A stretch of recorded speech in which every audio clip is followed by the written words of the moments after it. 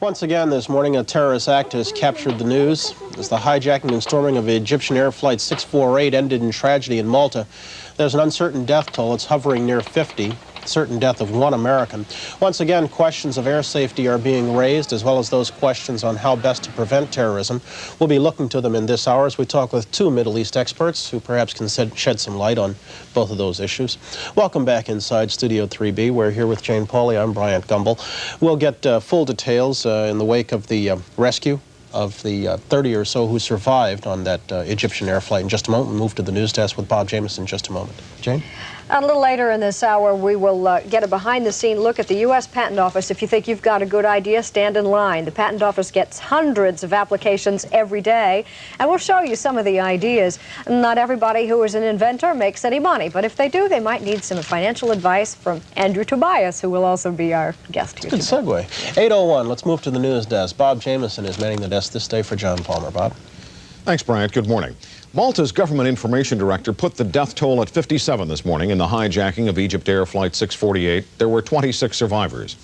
Egyptian commandos stormed the jet last night and exchanged gunfire with the 5 hijackers. The terrorists threw at least 3 hand grenades at the passengers and started a fire that filled the plane with flames and smoke. There were 3 Americans on the plane. One of them, Scarlett Rogenkamp of Los Angeles, was killed before the assault. The other 2 were wounded. The hijackers said they represented a group called Egypt's Revolution, but they never made clear what they hoped to accomplish through the hijacking. The plane was bound from Athens to Cairo. Last June, TWA Flight 847 was hijacked after taking off from Athens. Greek officials contend that security is now tight at the Athens airport, but some question that. More from Jamie Gangel in Washington. The break in security came as a shock to Greek officials. After the hijacking of a TWA jetliner this June, security at Athens airport was made a top priority. But safety officials are now trying to figure out how, once again, terrorists slipped weapons through.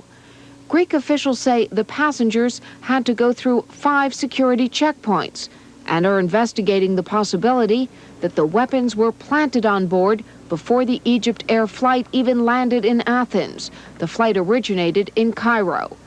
But Western diplomats in Athens who asked not to be identified say there are still security problems at Athens airport. One problem, there is a large hole in a security fence surrounding the airport. But Greek police say it is under construction and heavily patrolled. Also, not all the security equipment ordered for the airport has been installed. Even so, the U.S. lifted its travel warning to Athens and believes that safety precautions were up to international standards. But U.S. officials think there may be a Libyan connection, that passengers traveling from Libya may have been able to slip weapons through at the Athens airport. Jamie Gangel, NBC News, Washington. And in Malta, NBC News correspondent Phil Bremen talked to some of the survivors of this latest hijacking from the Athens airport. These women were among the few hostages set free before the final shootout. This morning, they went to Malta's main hospital because no one had yet told them whether their husbands, also passengers, were alive or dead after Egyptian commandos stormed the hijacked plane.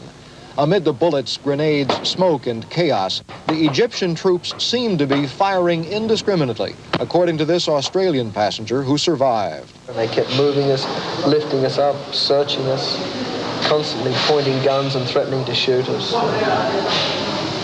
I expect they were as scared as we were.